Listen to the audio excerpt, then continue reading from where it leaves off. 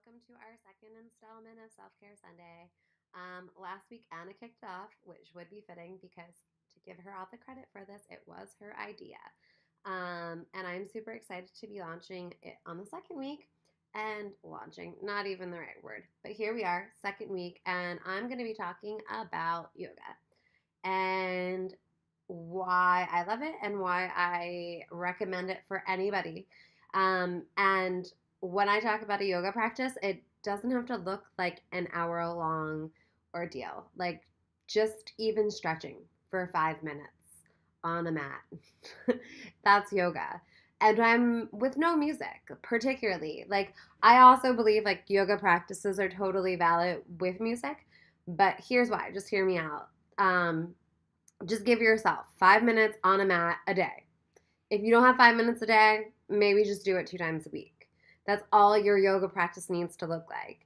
But if you can give yourself 5 minutes a day on your mat, stretching and connecting to your breath in silence. And the silence is key because it you are paying attention to the chatter.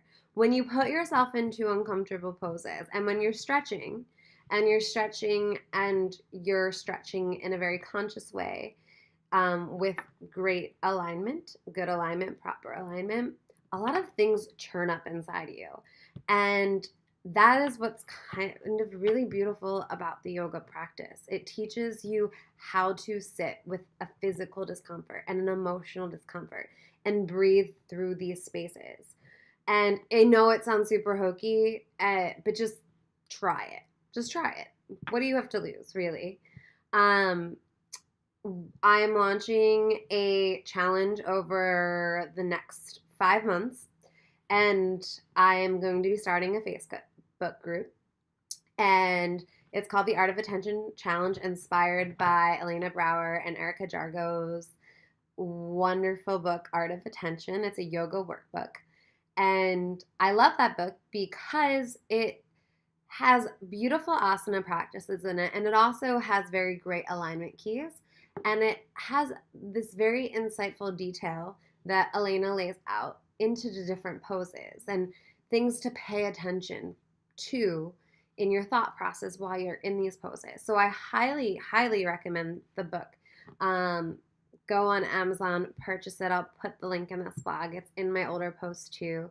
And if you're not into buying the book, on the Facebook group, we're going to be supporting each other, and I'm going to post practice ideas, or I'm going to dive 1 week into a certain pose and give some alignment instructions for them. So just try it out.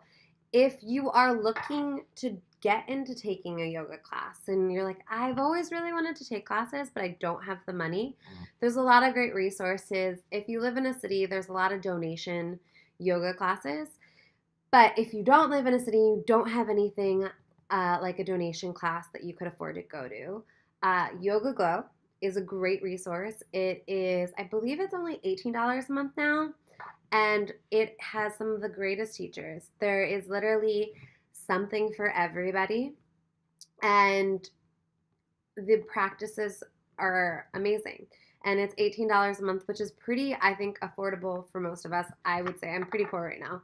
I left my job to pursue my own business, and things are tight. So I get it. I get it. If you can't do even Yoga Glow, there's plenty of online resources. And again, that's why I'm starting this Facebook group, because I want to connect with all of you. I want it to be a way for us to inspire each other to go to our practice, whatever it is you're committing to, whether it's just 5 minutes a week or it's 5 minutes every day. I don't care.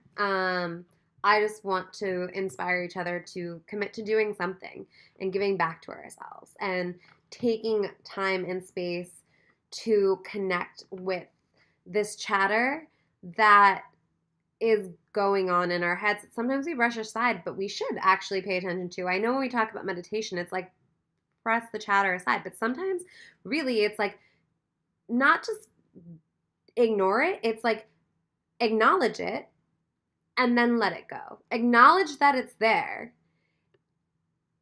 Be like, that's interesting.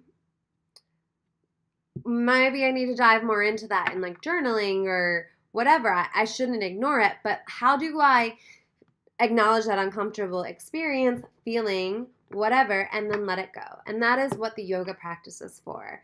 And that's, again, you only need 5 minutes a day for that, or a week. You do what you can do. I hope you enjoyed my yoga rant, and happy Self Care Sunday. I'm really excited to launch the Facebook group, and I hope to see some of you on there. Have a great day. Bye.